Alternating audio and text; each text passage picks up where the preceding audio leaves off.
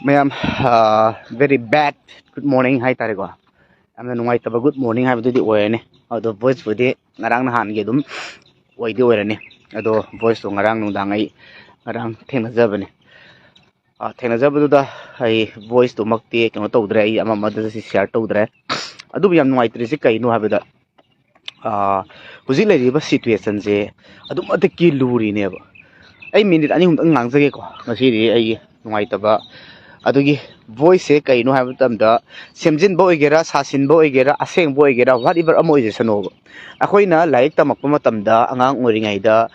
beer chicken dessert tanggal adu ada mayama may matang do wari tay ado akoy lari hay na do horok kide adu bu lari hay na horok traga history oiba Manipur gi oiba history ama lakpa matam da di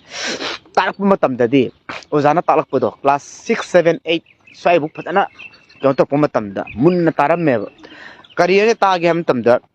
akhoi gi athoba sing tikren je to smaina hali adaidi khelen adu adana tawraga phala adu du myam du matam de saugi ba khoina as aroi bi dene ko sauri je maramdi matam dugi ning tamba phangam daida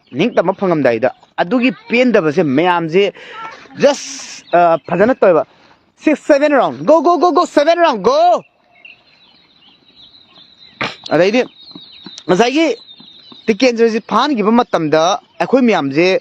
like to take the Budimatuna Nico. They are plainly they were sounding ever. Sounding the cake, you know, the ticket jersey had no honor either. Manipur can no honor pada British na Loylam Sangraba, India Linga, Oigera, Manipur Linga, Oigera, Amoigera Matamduda. Lady Basing in a British, Kenogi Mayuk Tore, Sakari Mayuk Tore, Adugi Mayuk Tore, Haidana, Kenose. Namthak toraga beer chicken dessert hoy je phan honari neba matam du da khoi myam matam du gi mi sing khangdraga su hoji horei ba technology gi harga di internet ki system da yeng warga di mat thuna khangma ngamme ba aduna hojik ti kari dore hai ba matam du da pen da bado hojik su adum tawri ba like da thengna na chicken dessert ei mamang da su toram be ba ipu gi hak tak ta adaidi khoidi laioi graba mayam ama lai hak ta tinnaram mayam ama su dwai torba dum yawam doineba religion gi matang da su adaidi ningthopam haige bi matang do rigera am oigera matam du da to mayam ama thengna greba ko thengna ma matung da hojikti jukse computer gi juk neba loi khangaba yaraba matam neba ado sifawbada CM oigera minister oigera MLA oigera ama oigera Huzik timing ya tina cha daba timing neba nasagi wakhalamada warini ai ama magi michang natraga mami wasu natte adugi voice to ke haini thoingi record ka tawsalaga thaduoga miam da semaga warini voice deidi fake pumali habidi oirambe ko voice da hairi se phajada ba miam ma hayaba adu CM Masamak na dumain harang gadin Tazada Vaina. Are you able Haniko? See the Uramburam do not on Bamane. Are the high with the Kaino the Huzik, Film Duck, Ozaka, Rajan Gi, Makon Saba, Yam Hebelere, Yamungai Kugi, Makon Saba, Yam Hebelere, they get the national media and national power with the Haraga, the Bollywood power with the Haraga, the Sanjay Dura, they Sanjay that have a cake, and like then Salman Khan, a day Saru Khan, Sajan Bamlikano, a whole book to have a crele. Almana Saram was on VA, although Sinecto high and I expect to be was not there. Aduna aina hijenic body please hozik se yam tina hozik athauba mayam ama natraga phongna leiba ngamba mayam ama yekna ba kugi singbu maithina bu honnariba khoi ichina mayam ama thauna leina honnariba pose namdana muthatna ba si voice hadurei se CM mathanda ikai piba natte CM mathanda maran sina bu namte leiriba khudingmak Habidi Manipur Kange Khaliba, Mi Kudimakta, Namthak Toubani, Masida, Yamna Chauba Kenonen Lowi. Masi Hoi Mainia, CM Haido, Kenogi, MLA, Minister Ogera, Amo Ogera, Traga, Kutang Kutung, Degi, Semzen Sazen Boygera, and Traga, voice recording, Semzela, Tagat Boygera. Whatever Moises, Hairiba, Makoido, Manipur Tugai Nabada, Hot Nabada, Yauba Muin in Kalogeva.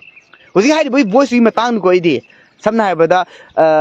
khulai mayam ama ko tawgre phan ko tawbada aina kari tawri aina kai tawrage noida natraga mayam da adaidi ami sahala pa matamda boma du panba me yawi ko adaidi mayang amana translate to matamda moigi as kareba karan tapargi channel do adugi potuda iriba adaidi voice do adaidi iri athran durai dugadi khenaba kharasu yaudaba nateba adubu aduna adu haire haiduna huzik maite hangadabasu leite khongpam hanloi amata aduga khongpam ju haloi tawbutabu maduda mara leriba natraga wa ngangiba midudi sem oigera semjan sajin boigera kaina basin boigera am oigera aigi wakhanni ko sina adu salute taweba maram kaino da achauba thongdang amane abdu lawremiba mise kanano karino dei khangdi achauba thongdang adu kari kanglai pak manipur kannab hotnaba mi amani laweba ina ado ai thandal lawba natte masidi miyam punamak lawrang khalleba tarai lawba su yaroeba aduda fake semdana khotana thagatana khotana tawba mi lemagasu madu dum kyo tawbiu come here everyone come here aduna ai chinau sing please masigumba se ai am nuaite ngarangju pendaba aduna ai kharang pendabdu haijabani masi hai aduna mayamnasu arambada support towi natraga chumada support towi tawdi haibado thambiganu masidi aigi oiba wakhando phongdok chabani like ta khoina thengnama matamda amu haijabaje bir trikender jidoi phana honama matamda phana honna haliba takfoiba mido akhoi like ga thengnagiba akhoi miyamna saugiba like ga thengnoba suyamna manipur kana honnariba mathwai thana honnariba mi sibukta phandana khorandana muk towi kholen akhoina pengideba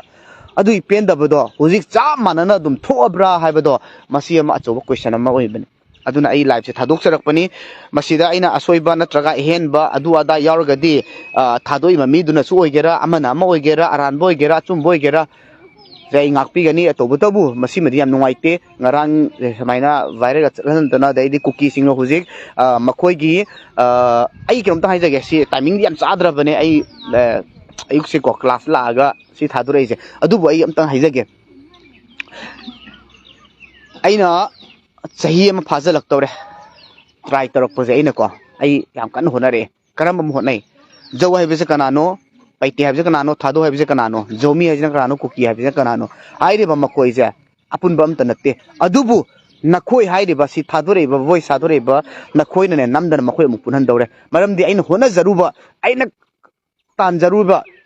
aigi target to amuk na hongna na ngasi mohoi amu adugi phibamda hujigi voice to duna maram moi achauba meeting ama semgre ato achauba meeting ama huji tawdore adugi against ta cc tawre adu tawre ada tawre moigi topic manga taruje puthuaga huji achauba meeting ama tawraga national international yaunaba moi hona tawre aduna masida in haijening badi ireicha akhang haising na myam hona biraga madugi kinodo aseng achumbarando hapetang yengaga logic aina hairiba wafam masida logic tactics wakhalon da khatang pudok piraga madu kram mongda ke do biya hebado khanabiu just please madugi poto sirana ne hek to matamda achauba awaba maitei da oigani habaze ai message pizari masiga ta hijari aina suk sahi ma phana kukini jomini na khaidong na honaraga makhoi masen adu myam ma haibe adaba myam leiri su honariba pose ngasi ngarangi nimit nini amani sida loina kahela igi wakalon aina hona jaba aina tan jaruriba makhoi masen gi tongan ba proof ni habado aina proof pina honam tamda pigi myam ma su moi hana suna dana myam ma tawre masi gumba se ngarangi voice kin waduna amu makhoi je punjana na bagi lambi ohelle very bad yam tina bad news oi good morning haining dre ngasidi aduna very bad news haibado oire okay mayam yai famina se afaba nga talak poso iseno adu afaba de adum support tawani